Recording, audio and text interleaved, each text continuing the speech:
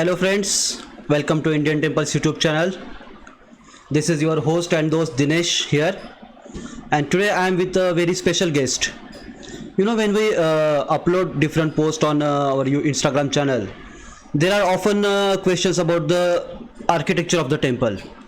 So I thought I should introduce you with someone who is an expert in this topic. Today we have with us Mr. Ramakrishna Kongala. Welcome, sir. You may Namaste, okay, I Dinesh ji. think Namaste. yeah. You may know him from Instagram as tourism teacher. He is famous with that handle, and he, in fact, is a teacher of tourism. He is assistant professor at Indian Institute of Tourism and Travel Management, which is operated by Ministry of Tourism, Government of India. And he also loves very much documenting Hindu temples and interpret their iconology. He is involved into training tourist guides across the country, and he really loves this training part. So welcome sir, welcome to our channel. Thank you, सबसे sir. पहले Thank you आपसे so sir much. या सबसे पहले sir आपसे जानना चाहूँगा कि इंडियन टेम्पल्स जो हम कहते हैं, इंडियन टेम्पल एक जनरलाइज कंसेप्ट है या फिर और there are different types of temples in India, there are different kind of archaeology, different kind of temple structures. Yeah. Uh, uh, Temples as a whole, we use a generic term for all the structures, okay, built in different styles across the country. But there are different temples when it comes to physicality, how they look like. Okay. So when it comes to iconography, there is no much difference, but then physicality, there is a lot of difference, and we can identify different styles of temples by looking at them. But one thing is, even though there are different styles of temples, even in the same style of temples also, there are temples dedicated to different gods and different sampradayas also. So Okay. the diversity is much in temples. We generally think. We generally think that a temple, when we look at it as a Hindu temple, simple Hindu temple, it's not just a Hindu temple. There are many sampradayas. Okay, there is Vaishnava, there is Shaiva, there is Shakta. In Vaishnava itself, you have different sampradayas. So every sampradaya has got a different a temple, and from ancient period, these sampradayas or the communities, they have been controlling a special certain kind of temples which are there in and around their localities. This is first thing we have to understand. Otherwise, physicality we can identify each and every temple. And another important aspect also, for example, let me take the name first. Generally, north side, you call the temples as Nagara temples, and towards the south you call them as Dravidian temples.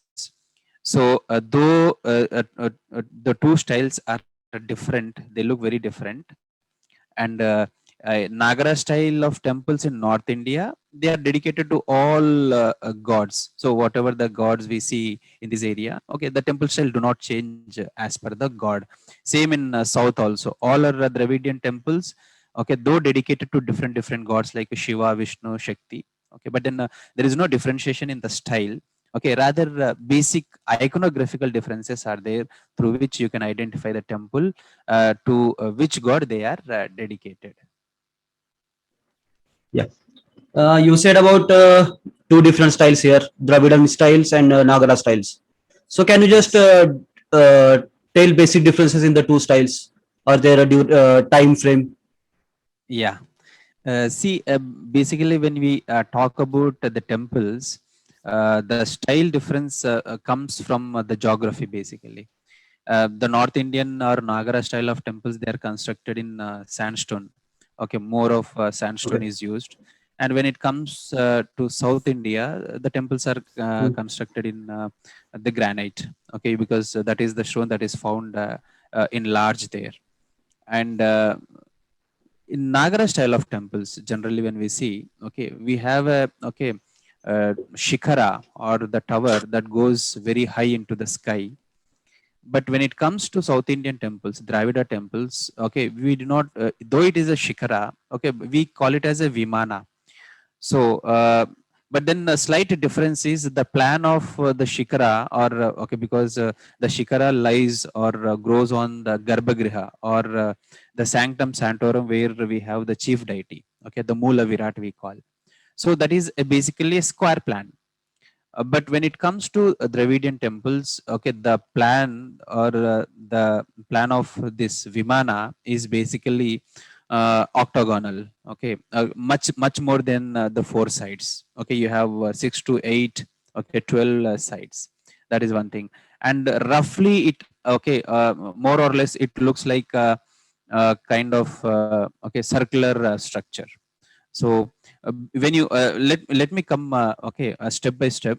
The differences between Nagara and Dravida temples are, the Dravidian temples have gopurams, okay, the lofty entrances, whereas the Nagara temples you do not find such lofty entrances. And when there are entrances,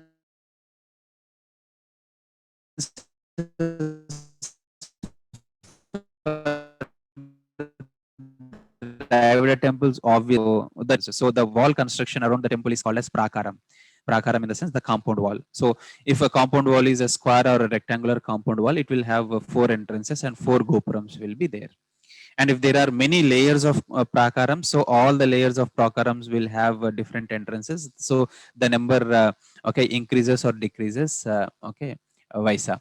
And then next, when it comes to North Indian temples, you do not find gopurams because there are no prakarams or okay, the official okay, the proper compound. And the basic difference is the jagati, or the platform.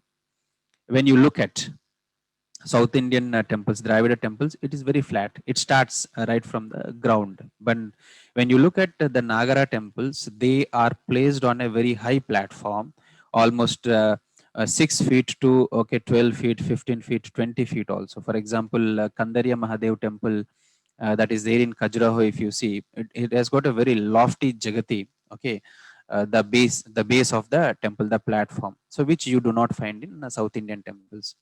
In South Indian temples, another important aspect you see is the Dvaja Stamba, or the flag post in front of the temples. But then in North Indian temples, you do not see a Dvaja Stamba, okay, a flag post. This is one important characteristic. And why don't, it's not that Nagara temples were not having Dvajastamba. They used to have. One important ancient evidence we have about the Dvajastamba or the flag post is the Heliodorus pillar or Garuda Stamba that we have in Besnagar near Vidisha.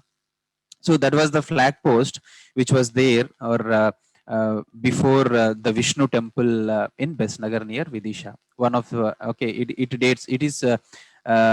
Uh, it is dated to at least okay, first and second century BCE. Okay, even okay, before that. But when it comes to South India, that has always been a practice of having Dvajastamba to identify to which sampradaya or to which god the temple has been dedicated. But what is the reason in the North India or Nagara temples that Dvajastamba has become irrelevant? Because of the attacks and invasions. Why? Because when you have a Dvajastamba, it is very clearly visible from far. So if it is visible, there are attacks. So the Dvajastamba has become much irrelevant in Nagara style of architecture, and but then it has attained a prominence, much prominence.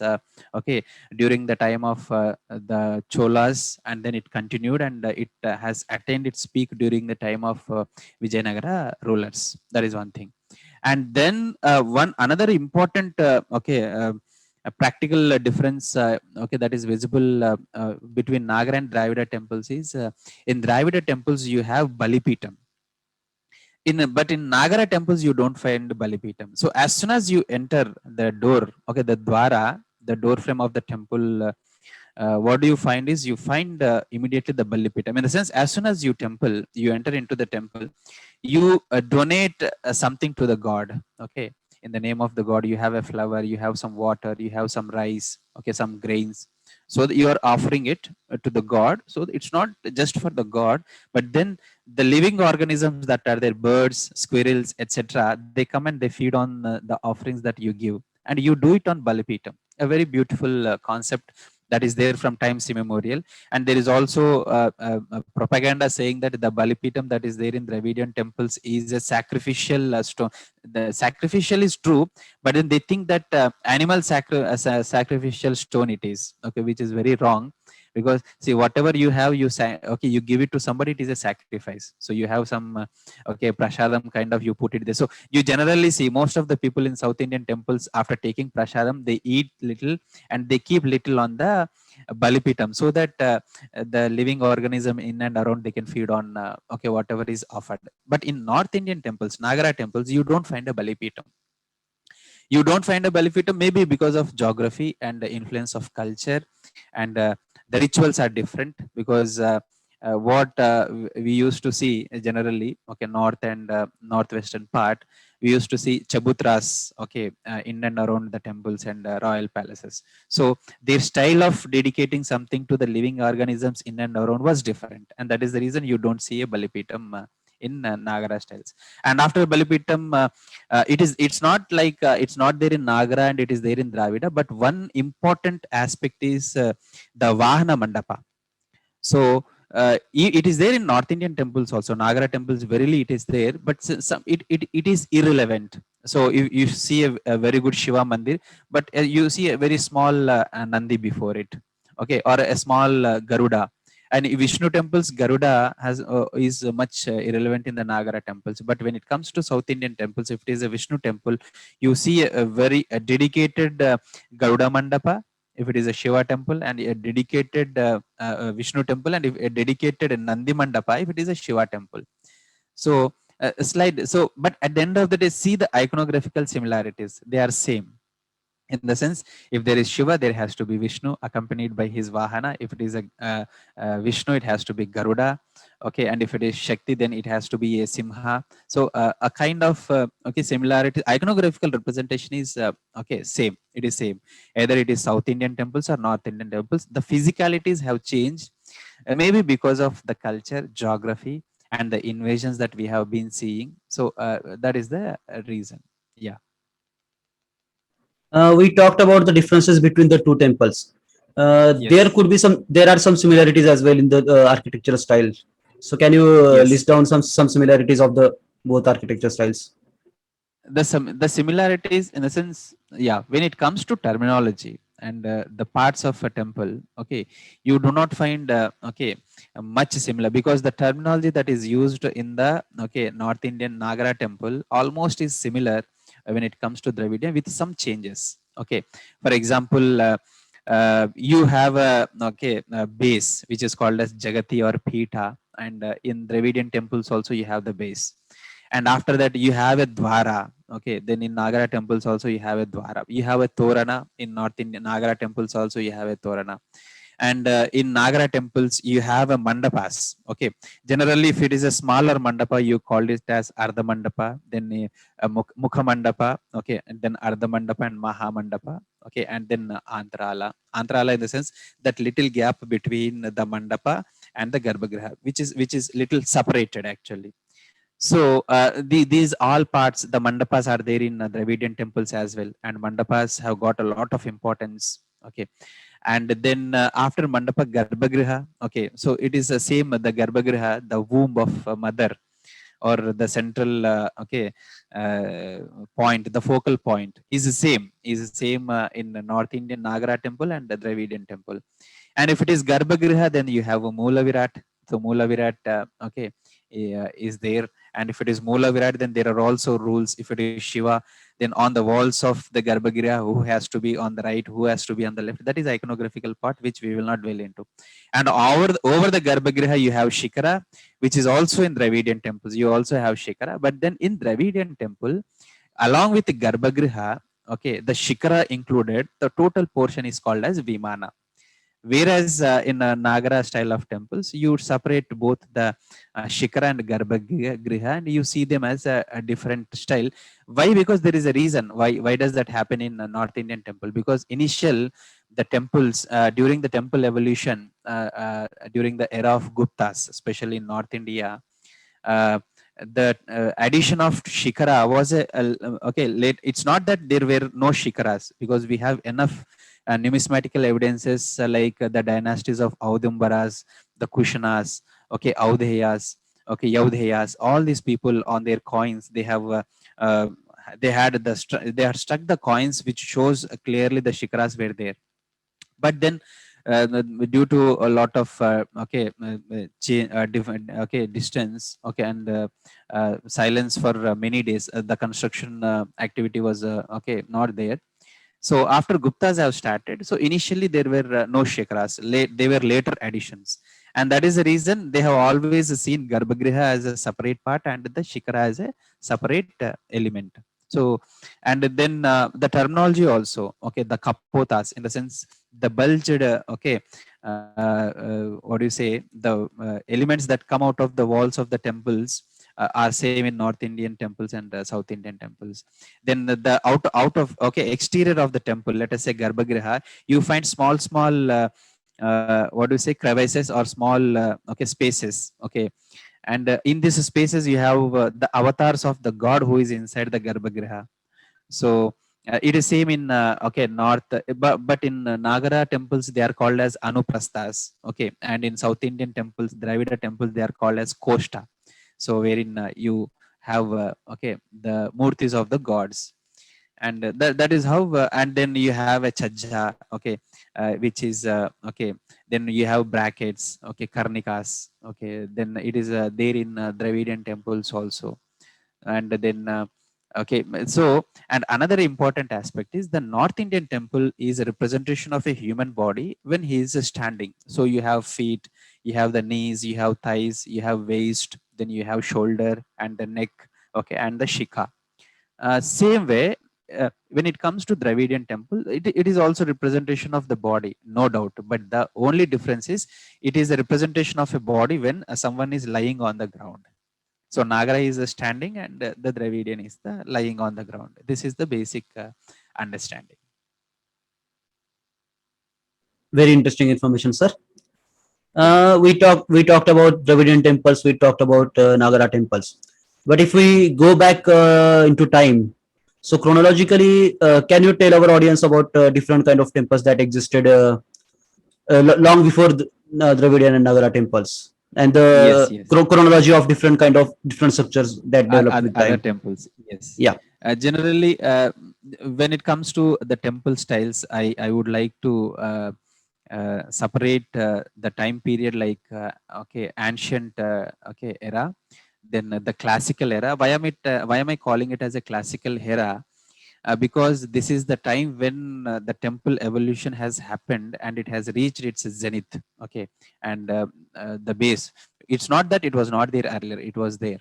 And then the medieval era. In these three important phases, in ancient phase, you can look at the Vedic temples. So there were Vedic temples. We have enough and Vedic murtis also worship of in the temples were there, and this we have literary evidences for this. For example, we have Ashtadhyayi written by Panini, and in his book, in many places, he refers to temples and murtis also. And Chanakya in his Ardhashastra also, okay, because immediately after Buddha, because almost we can consider him like the contemporary of Buddha with few years of difference.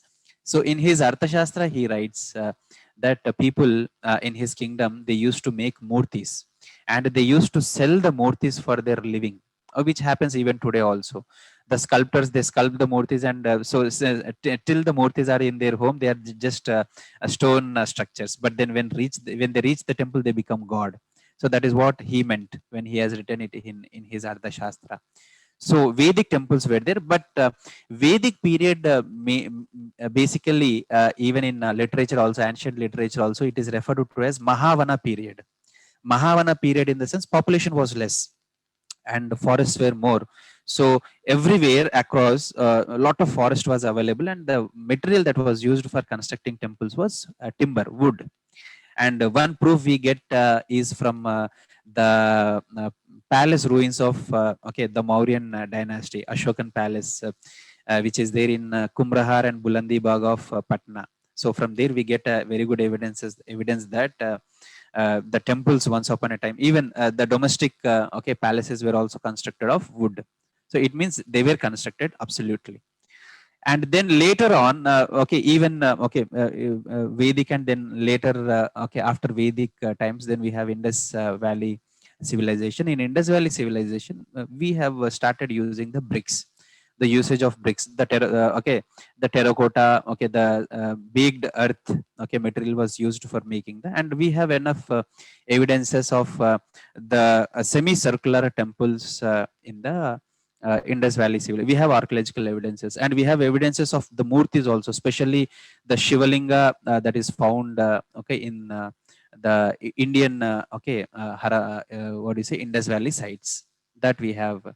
And then after okay, this then we also have the dynasties after the Mauryas, post Mauryas, the dynasties like Yaudheyas, the dynasties like Audumbaras and Kushanas. Especially Kushanas, initially they were okay, they have come from okay, okay, from other region, but still after coming to India, initially who okay, initially they have were the worshippers of Shiva. So almost, and their names also okay, where the king, the names of the kings were also named after the god Shiva. So on the coins of Kanishka, the Kushanas, you find the murtis of Shiva related to Shiva, and the coins of Audumbaras and Yaudheyas, you find the temples okay, and how they were constructed. Most probably they may be of wood okay, or some other okay, material okay, that could okay, go waste, that could not stand the environment or the nature. So this is how the three eras in ancient okay, India, with evidence, we have enough proofs and evidences to prove all the claims that I have been talking. When it comes to the classical era, so classical era was the time when okay, the construction techniques have reached peak. Initially they started with the cave temples, for example, which was already there, which was already there in practice. For example, if you go to Bihar, you have Barabar caves, okay, which were the stone was removed and they have constructed. The same way Ajanta Elloras during the time of Vakatakas, okay, in Maharashtra. So such cave okay, digging activity was there. And in south, especially during the time of Pallavas and Chalukyas, in Karnataka region Chalukyas, and in Tamil Nadu region Pallavas, these people were okay, excavating digging the caves, the stones, and they were creating the caves and beautiful temples by okay, Pallavas like Mahabalipuram okay, monolithic temples by Chalukyas in Badami, okay, wonderful okay, Badami cave temples are one of the advanced and magnificent temples that we can watch. And advanced also in that generation, okay, because during the same time when Guptas were constructing the structural temples, in the sense adding stone after stone, you are constructing a temple that is called a structural temple. You do not find that advanced okay, ness which you find in Badami cave temples. So cave temples were there.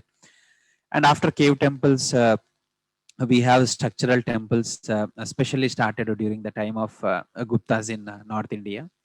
And during the same time okay, slowly Pallavas and the Chalukyas have started picked up by the Cholas. And then Chola temple activity was a very huge and grand activity. Chola temple construction techniques, okay, they have achieved their zenith during that time. So and during this okay, dynasties like Guptas, Cholas, Pallavas and Chalukyas, the temple styles have evolved. So in the north, okay, it has been Nagara style of temple. In south, it has been Dravida style of temple. And in Karnataka, Maharashtra region, then they started calling it as Vishra. Vishra in the sense very spacious. Why? Because in this region, okay, there used to be two, three gods. Like if it is Shiva, then okay, along with Shiva, there used to be Ganesha, and there used to be Subramanya also, and there used to be Parvati. So when four garbhagrihas are there, so four garbhagrihas need a very good spacious mandapa. So because of that, they started constructing very spacious okay, temples following the style of North Indian style and Dravidian style, because they were in junction of both the regions. And these temples are called as Visara temples. And along with this Visara temples, then okay, you find many other styles of temples also, like the little variant, the small variant of Nagara style only. You call them as Kalinga temples. They are really Nagara temples, but then little variation in how they look like. Then if you go towards the west, you have the Marugurjara style of temples. They are verily Nagara temples only with little variation. So all this basic and these style of temples, the temples that we are talking, Nagara, Dravida, Visara, Kalinga, Marugurjara, etc., all these styles of temples are the established, okay, temple styles, okay, for many years to come, okay, in the future. And when it comes to medieval times, okay, Sir, when I say Nagara style of temples, very good, okay, best preserving temples today, Nagara style are the Khajuraho group of temples, the Khajuraho group of temples. And then when we talk about the Dravidian style of temples, the temples that are there in Tanjavur, okay, the Brihadishwara temple, the temples of Mahabalipuram, temples in Kanjipuram, okay, temples in Madurai. So all these are okay, Dravidian style of temples. And when it comes to Vishra's style of temples, then Hoysala temples, the Hoysala rulers of 11th century, okay, 10th century onwards. So these people have constructed wonderful temples, and the one of the most intricate temples in the world, and who will never be able to construct as beautiful as Hoysala temples. They are the ultimate okay, achievement of temple construction style. So Hoysala temples represents the Visara style of temples. And then in Karnataka region only, the same Chalukyas, what they have done is, okay, for example, we have a site called Pattadakal site, which is a UNESCO World Heritage Site. This site has got both styles of temples. You have separate Dravidian style of temples and then separate Nagara style of temples. In the sense, here we have to understand, it's not that today the style is prevalent in the region. That is the reason we are calling North India Nagara style of temples, South India Dravida style of temples. But when you see at Pattadakal, which is in okay, South India, you also find a Nagara, and these temples are called as Rekha Nagara, in the sense like a line. Okay, you have their Shikara, and they are called as Rekha Nagara, and Dravidian temples also in a same complex. And that is the reason they have given World Heritage status, because of its cultural importance. Okay, because it is the connecting link between the north and the south. A wonderful complex. And then Kalinga style of temples, all the temples, because we have Ekamara Kshetra, okay, Bhuvaneshwar, which is the city of temples, it is called. All the temples are Kalinga style of temples. The only one thing is here, the Shikara looks like a standing, okay, water can. It looks like a water can, okay, spherical and round.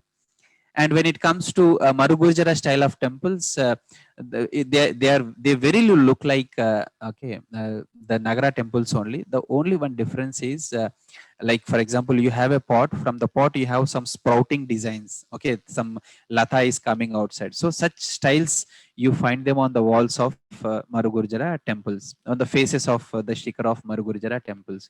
And Marugurjara temples, in the sense, the temples that you find in Gujarat, the temples that you find in Rajasthan are Marugurjara temples. For example, the Modera Sun Temple is one good example of okay, the Marugurjara temple. Okay, today its Shikara do not stand, but then it still is there. Almost all the Jain temples, the Jain temples that are there are okay. See, today we differentiate it as Jain and Hindu, but then they're all temples, and it was the same. Okay, with slight difference with the Sampradayas, and they all have followed the same style of Marugurjara style, which is a variant of Nagara. So, which you find in Gujarat and Rajasthan regions. we were talking about different temple styles from classical India. If we go Yeah, further in time, you maybe you can throw some light on the temples in medieval times as well. medieval times, yes. Yeah. In medieval times, somewhere around, say, okay, it's almost like during the same time that was happen, the temple construction was happening in other parts of the country. You go to this, okay, the Trans Himalayan region or the Shivaliks. So in the Himalayas, the south of Himalayas, places like Himachal, Uttarakhand, okay, then Nepal, Sikkim, okay, till Arunachal. So all this Assam and Arunachal area.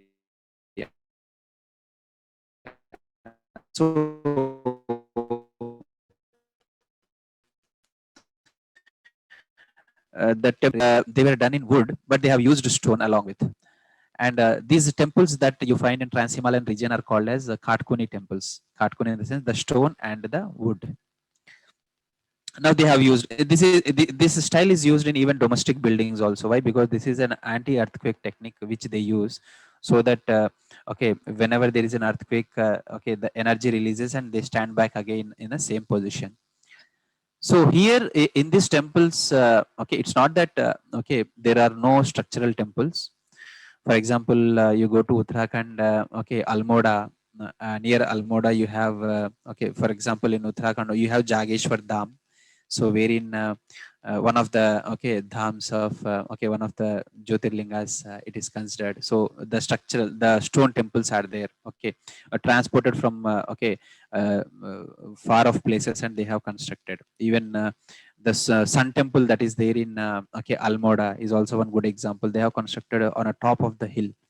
But then very few you have very examples of okay, such temples. But then they have used wood much, okay, for intricate designs and all. Even the murtis in the temples, okay, because the stone of this Himalayan region is a silt stone, okay, detritus in the sense okay, the waste, collection of waste for many days, and because of the pressure it has turned into a stone. But when you carve on the stone, it breaks.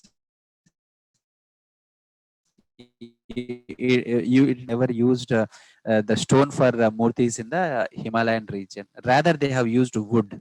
Okay, even for the Mula Virat also, Mula Vigraha also, they have used okay, wood. So they have the combination of wood and stone for constructing a temple, and intricate designs are done on wood but not on the stone. Katkuni style of temple in Trans-Himalayan region. And when it comes to eastern part, you find two styles of temples in Bengal region. One is the Ratna temples. They are called as Ratna. Why are they called as Ratna temples? Because generally it is from times immemorial, the huts, the houses in Bengal region were built in a okay, dome-shaped huts. So the shelter over that okay, hut, okay, which is called as chela, which looks like a dome, a little bent structure. Chela it is called as. So over the chela, what they used to do is they used to have a shikara, a tower. So these temples which are built over that chela, okay, or with one shikara, they are called as Ekashila temples. Eka Ratna temple. So that tower on the okay, temples of the temples is called as Ratna. Okay, Ratna means jewel. It looks like a okay, diamond kind of jewel. And if the same Ekaratna is cornered, okay, by four other like minarets you see in Taj Mahal, if they are cornered, then it becomes Pancharatna. Why? Because you have five jewels. And if another floor increases, so you have four, then in the center you have another layer, another story, and over that you have another Ratna tower, and in the four corners. Now 5 plus 4 becomes 9, Navaratna. So such kind of temples you find in West Bengal region. And then terracotta region, terracotta temples already are there. So the terracotta and Ratna, they both are combined. So Mritika temples we call it. There are also some places wherein you do not find any Ratna towers in the temples, but then purely they are made of terracotta. This is one thing. And going further towards Assam region, okay, when okay, this dynasties like Koch dynasty, okay, Kamra dynasties were there, okay, in the region of Kamarupa, Assam. So we have the temple, the famous temple Kamakya temple. So Kamakya temple is there on Nilachal hills, okay. On these Nilachal hills, because this style was developed by these Koch kings, and in the region, this Nilachal Hills region, then they started slowly calling this style of temple construction as Nilachal.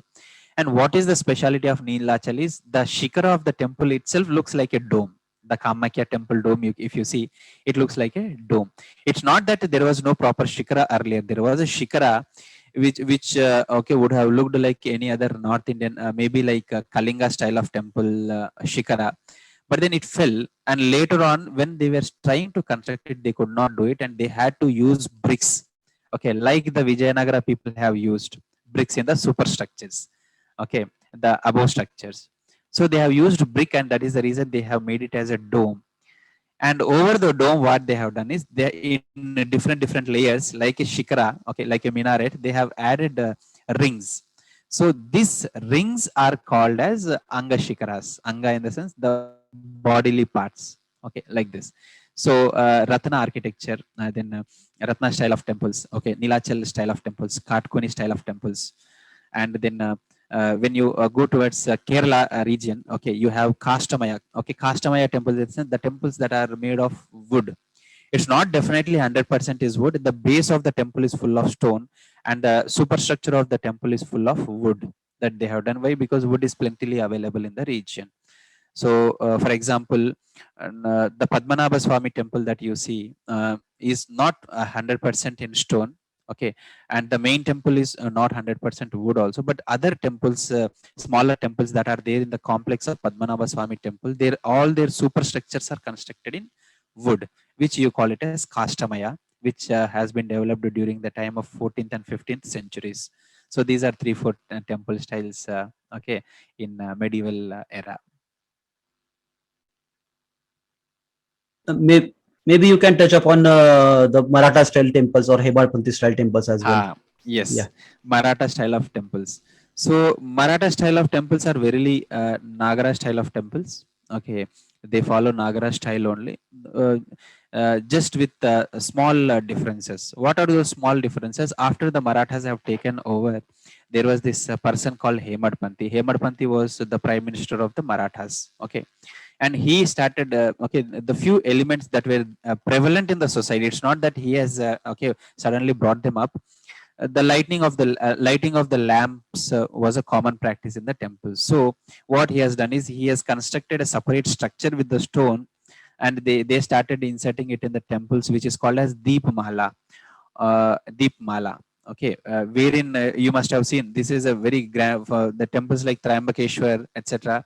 This is a grand activity wherein a person will climb onto the structure, and he will light all the lamps, and he will come down. So that is a beautiful scene to, okay, enjoy.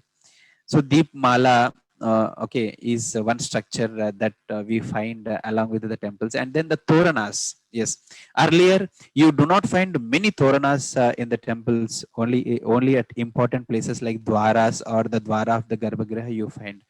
But then when it comes to the Hemadpanthi temples, okay, even in the mandapas entrances, and even in the, okay, the open, okay, baradaris also, Marathas used to had a lot of floral arches, or the floral toranas. This is another element.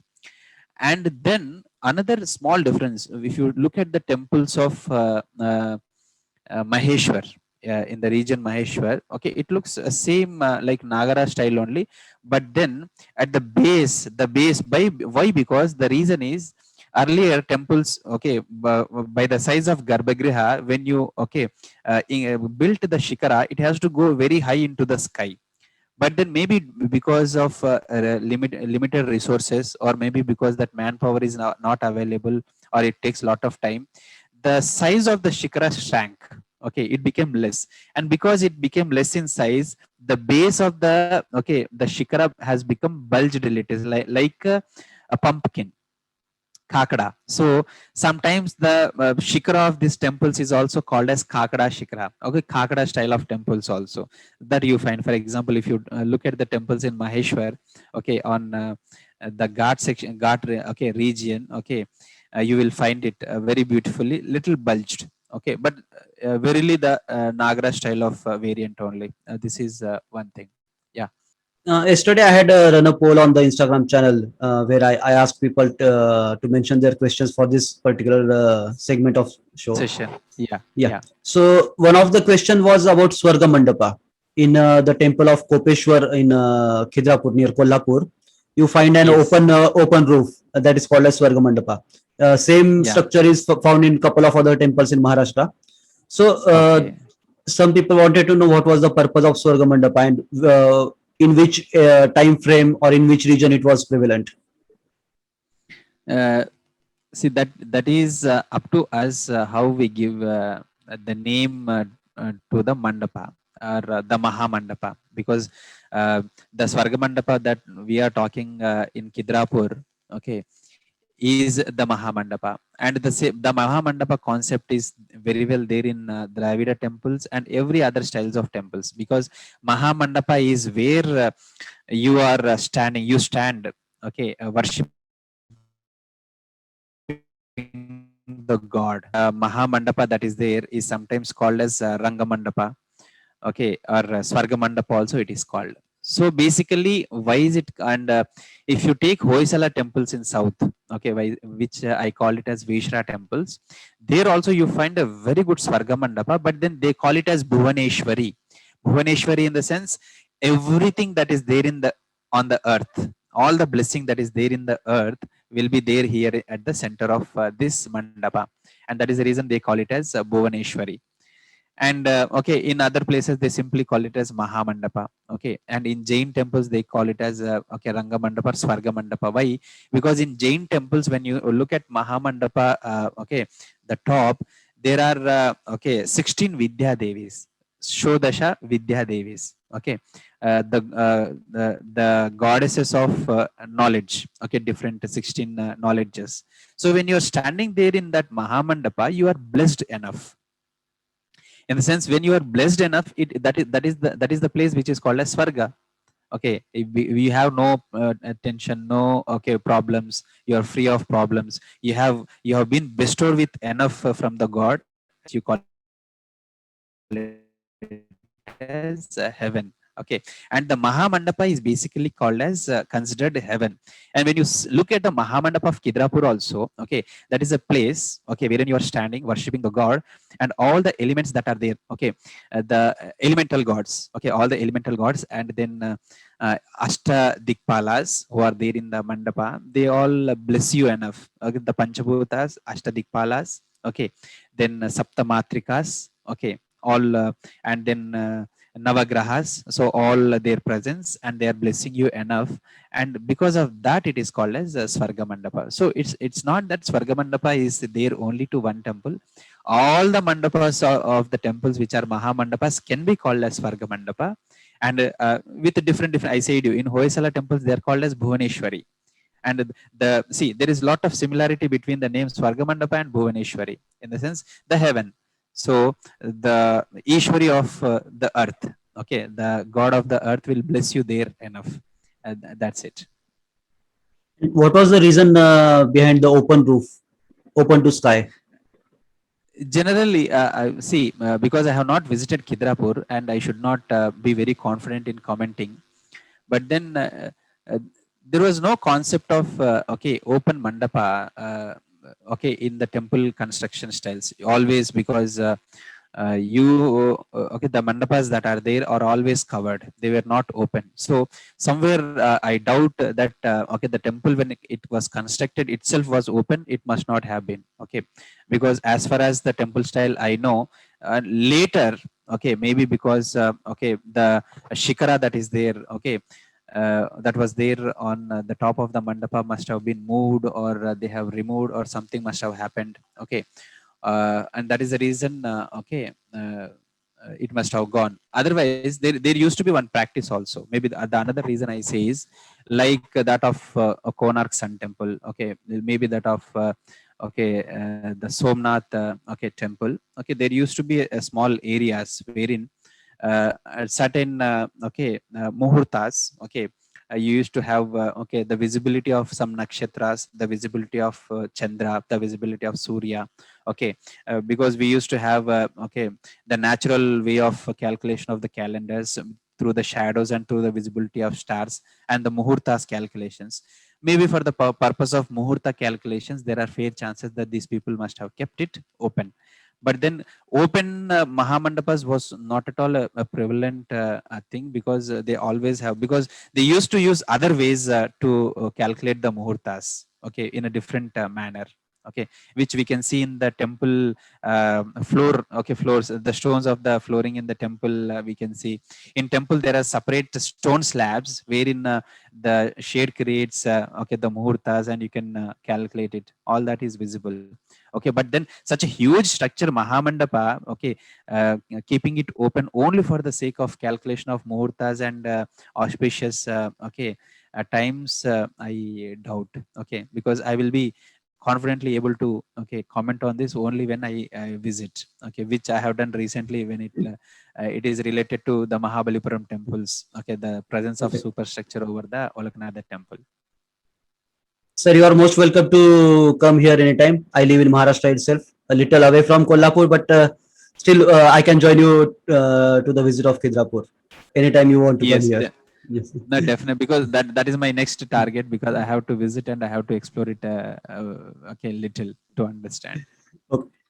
Talking about temples in Maharashtra, sir, I would like to also talk about another temple.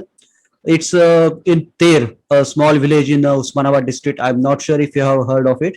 No, There is a I have temple. heard of the temple there. Yes. Okay, so there is a Trivikram temple in that village, Okay. which is one of only two apsidal temples in India. So I wanted to Yes. know about the apsidal structure as well. Because I have not visited there, I should not comment. I have seen Okay, pictures of There, and rather I have okay, seen the Trivikrama image, the Murti of There also. And I okay, read about There a lot in the archaeological books, but then I okay. have not visited. Yeah.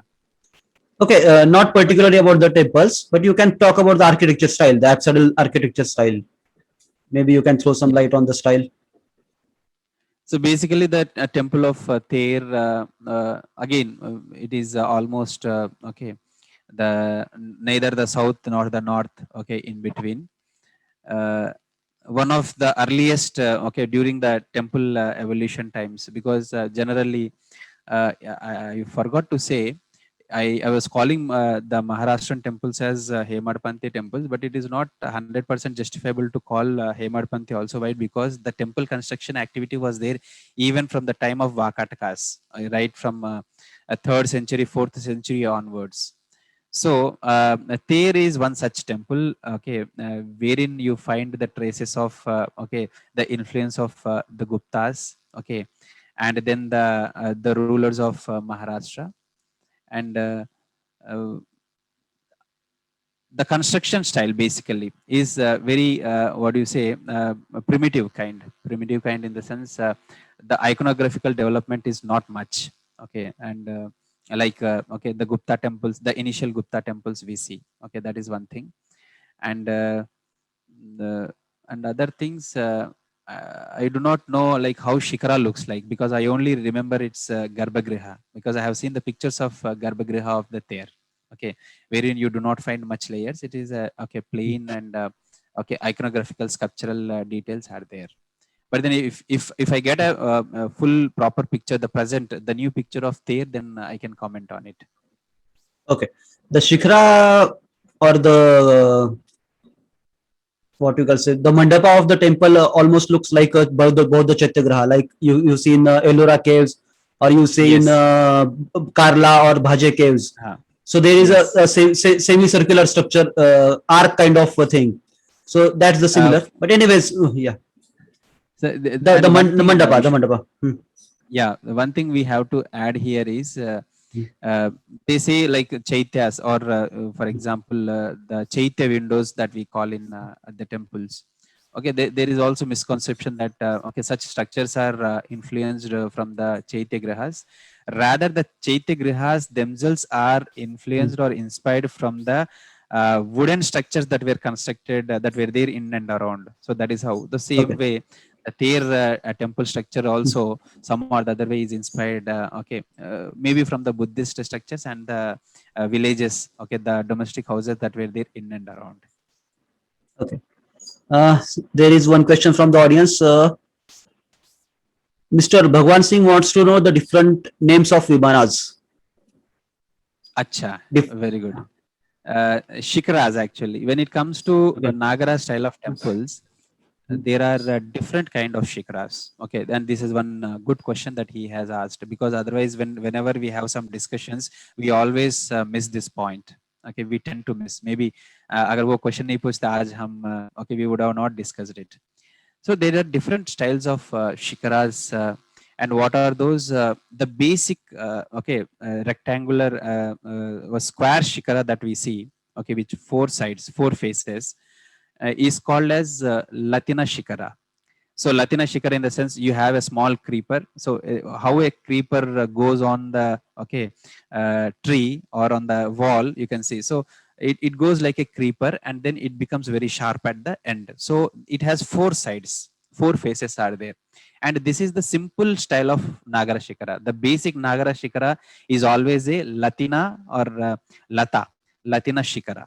Okay, which has four faces, and then a square base it starts, and it becomes sharp at the end. And then when this Latina shikara is added with many small other shikaras, like Samuhana, group of shikaras, then it is called as a Shekari.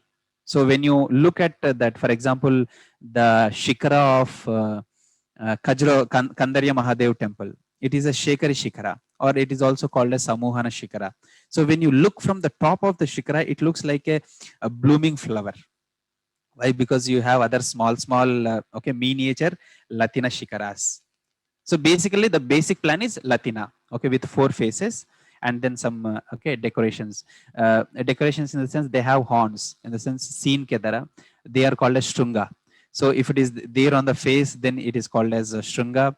If it is there, if it is big, then it is called as Urushrunga. If it is in the corner of that square structure, then it is called as Karnashrunga. So all such elements are there. So there is name for each and every element. So Latina shikara, which is a simple shikara. Okay, even if today, if some construction of a temple is done in North India in cement structure, they have four sides and a simple design is there. So that is Latina. And many additions are there, then it is called as Shekari. Then there is another shikara which is much visible. Even in Visara temples also, and Marugurjara temples also, which is called as Bhumija shikara. Bhumija means that rises from the earth, that is originating from the earth, Bhumija. And how does it look like? It is like same Latina style only. It is a Latina style, but then what happens is each and every shikara is arranged one above the other. So it looks like a tree is growing from the earth. For example, see, when in four corners you have grown four trees, and you are bringing all the four trees and you have tied on the top. The same way. So one over the other miniature shikaras are arranged to look like they are coming out of the earth and they are joining in the top. So for example, the best example of Bhumija shikara is the Meenal temple, which is there near Chittorgarh. That is a very good example. So for Shekari shikara, I said, Kandarya Mahadev temple is a very good example. And all other simple Nagara shikaras, all other simple shikara, even in Khajuraho group of temples, Western group of temples also, you find smaller temples. For example, maybe Jagadamba temple. So Jagadamba temple, structure that is there is a very simple Nagara style, which is called as Latina shikara. And there is another style which is very unique in the Nagara temple, which is called as Vallabhi shikara. And this Vallabhi shikara looks like, this is there in Awadh region, and even in Gwalior also, you have a temple called as Telika Mandir, though the style of the shikara of Telika Mandir is also Vallabhi. So it looks like Dravidian shikara. It looks like Dravidian Vimana, the top of Dravidian, or else you can say like the top of Dravidian Gopuram. So you must have seen there is a barrel vaulted thing with Kirtimukha on both the sides. So it looks like a barrel. So the same way in North Indian Nagara temples also, you feel on the top of the shikara a barrel is placed. And this is called as a Vallabhi shikara, which is a North Indian variant, but it has got nothing to do with the Dravidian. So four styles I have said: Latina shikara, Shekari shikara, Bhumija shikara, and Vallabhi shikara.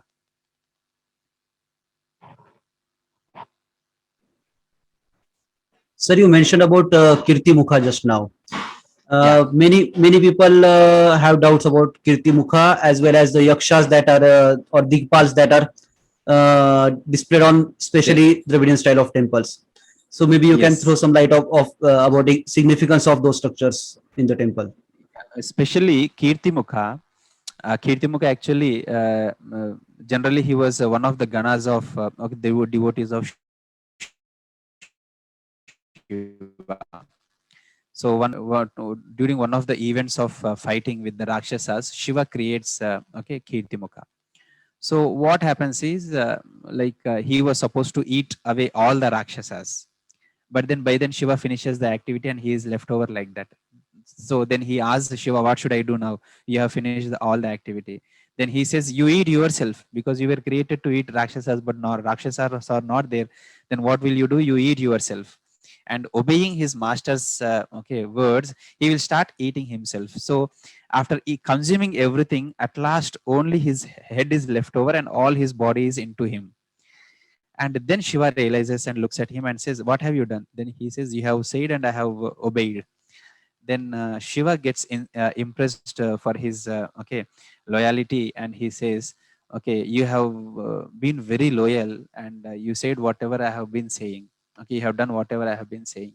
So then he says to him, says, from now onwards, okay, you will be a face of glory. You have only face, and you will be a face of glory, and you will be worshipped by everybody. In the sense, any god it may be. Okay, before worshipping, okay, them, okay, they will worship you, and that is the reason you must have seen there will be a frame on the murtis of the gods.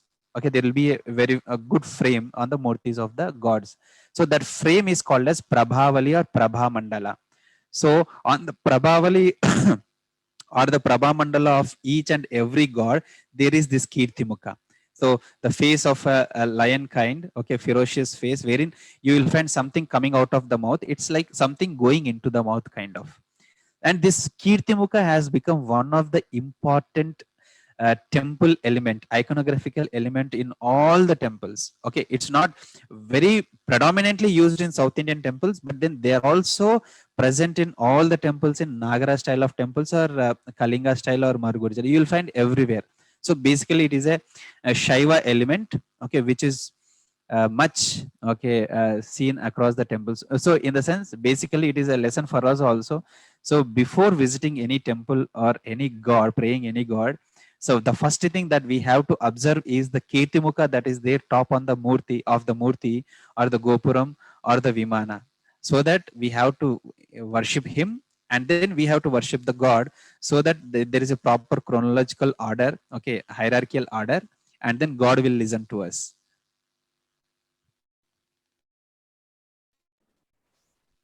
Another point was about the yakshas or digpalas that are also depicted in many temples. Yeah. See, there are yakshas and ganas. For example, there is one uh, category of ganas you find on the pillars of the temples. On the pillars of the temples, who will be bearing the weight of the temple, okay, roof, who are called as bharakas. Why? Because they are like Atlas. Atlas in the Greek mythology. They will be bearing the weight, okay, weight of the Svarga. Why? Because that is the heaven. And then you also find a lot of okay other ganas. Okay, ganas, if it is Shaiva temple, then Shaiva ganas you find, and if it is Vishnu temple, you will find okay, a lot of okay yakshas related to the military of Vishnu. Okay, like the commander of Vishnu is Vishwaksena. Then the Dwarapalas of the Vishnu are the Jaya and Vijaya, you will find. And at the entrances of the temple of Shiva, you find Ganga and Yamuna. Other than Ganga and Yamuna, you find the other avatars of Shiva itself as Kala and Mahakala. So all these aspects you find. But another important aspect which you were saying is the presence of yalis. So all the temple pillars, okay, they have yalis. Yalis, in a sense, they are very ferocious mythical okay, ferocious animals, which are combination of lion, okay, elephant, then horse, and ram, in the sense male goat. So these four animals are basically okay, and this Yali or Vyala. Okay, they are there. Okay, on the especially on the pillars of the temples. Why? Because pillars are meant to be very strong to bear the weight, and the Yalis are also considered to be very strong animals. And always you see, generally, it was there in okay, the okay, what do you say, history lessons also, a kind of what do you say, the stories also, wherein a king or wherein a sadhu, okay, the rishis, they will be fighting the Yalis. Okay, this is a common story you find everywhere. So these Yalis or Valleys, if it is having a lion face, then there it is called as a Simha Valley. If it is having elephant face, then it is called as Gaja Valley. If it is having a horse face, then it is called as Ashwa Valley. Okay, and if it is having a face of ram, the male goat, then it is called as Ajha Valley. Okay, this is how different names are there. But then what does it signify? What is the iconographical interpretation of these yalis, okay, that are there on the temples? Is mainly their power, because of their power. And when you see someone fighting, this is they are fighting the four characteristics. What are they? The lion, the elephant, the horse, and the ajha.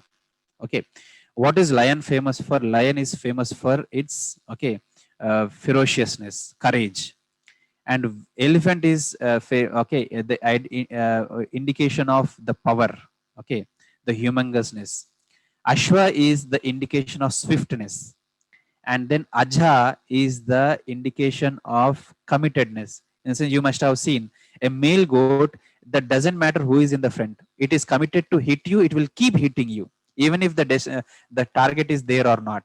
The same way horse is known for its swiftness, elephant for its, okay, strength, power, and then ferociousness in the. So when a man is fighting a yali, it means he is fighting all these four, okay, powers, or four characteristics. And these four characteristics are, okay, the gunas are present in the pillar, the stamba of a temple, which are meant to keep the temple strong for eternity. Okay, that is the iconographical interpretation.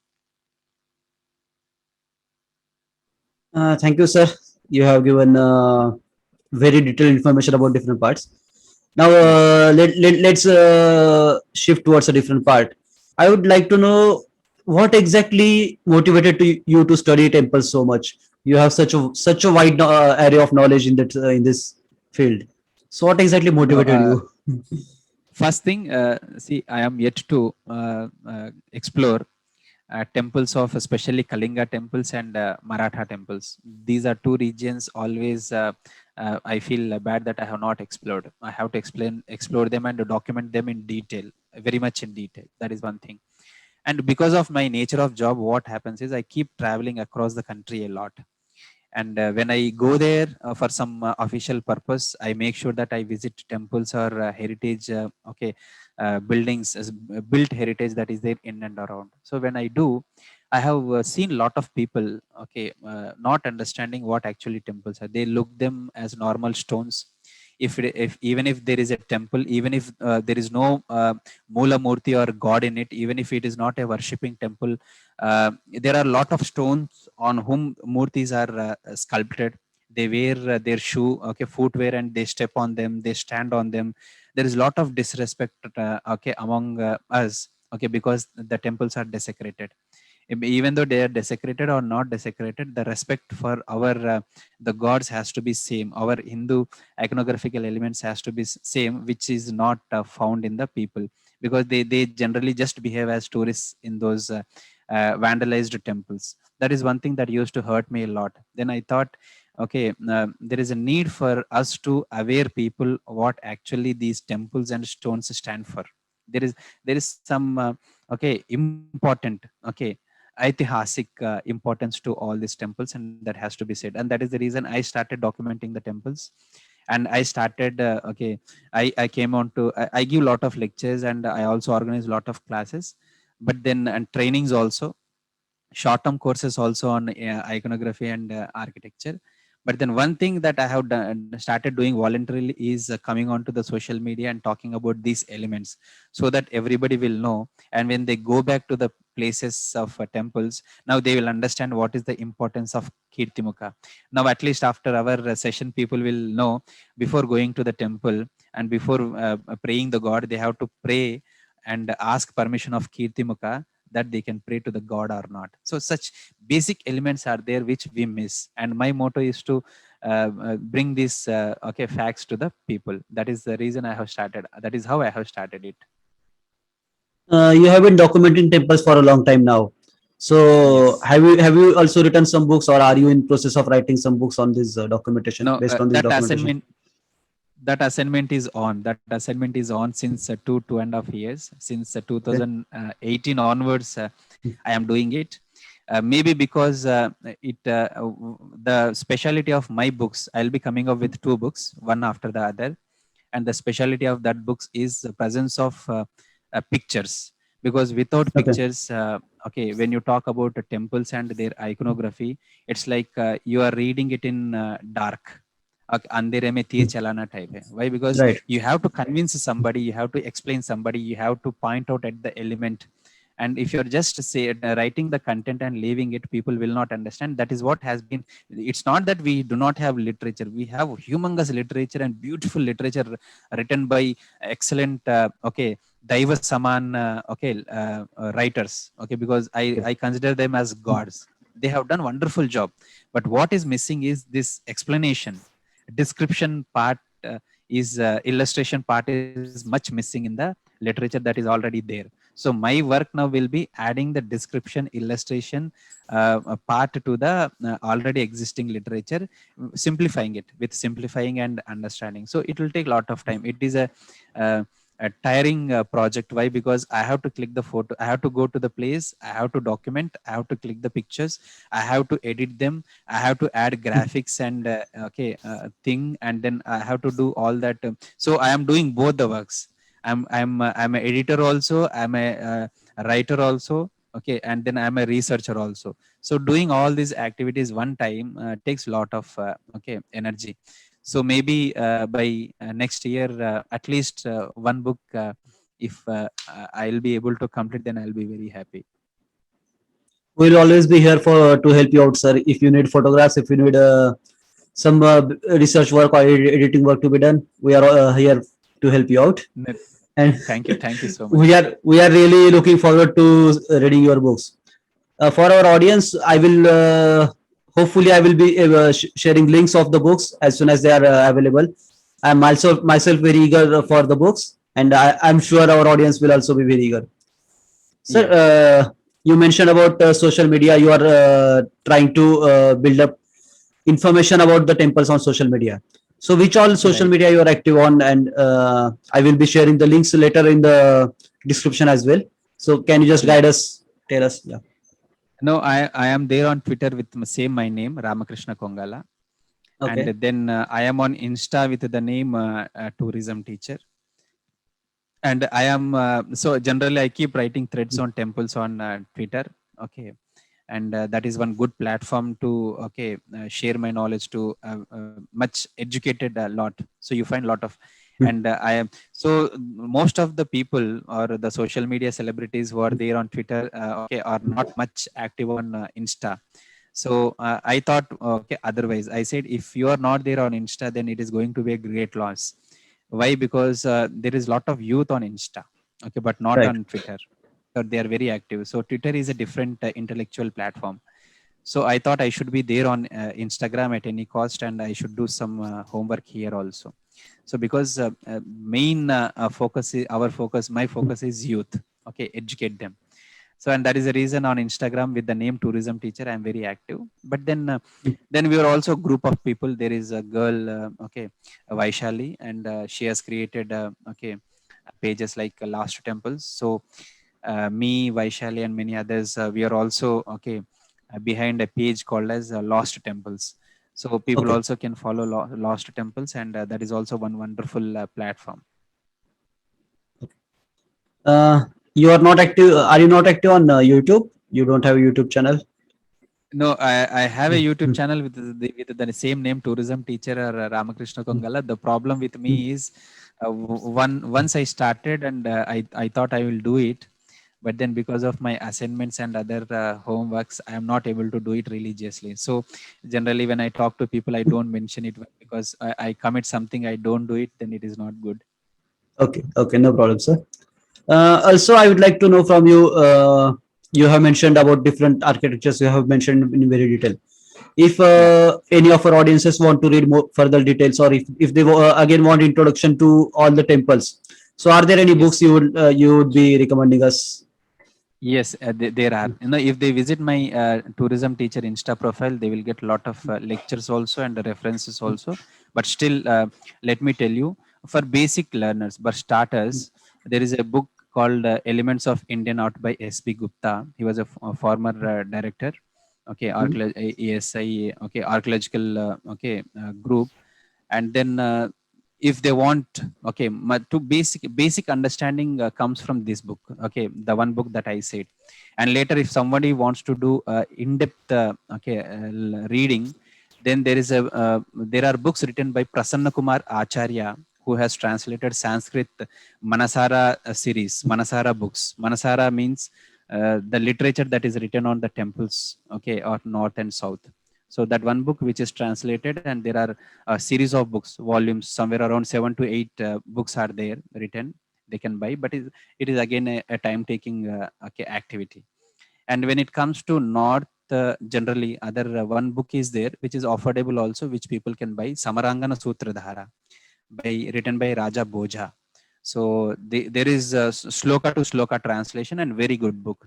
So if somebody asks me which one to go first, go for Elements of Indian Art by S.B. Gupta, and later Samarangana Sutradhara written by Raja Bhoja. There are two, volume 1 and volume 2, and this is the most authentic and easy book. Why?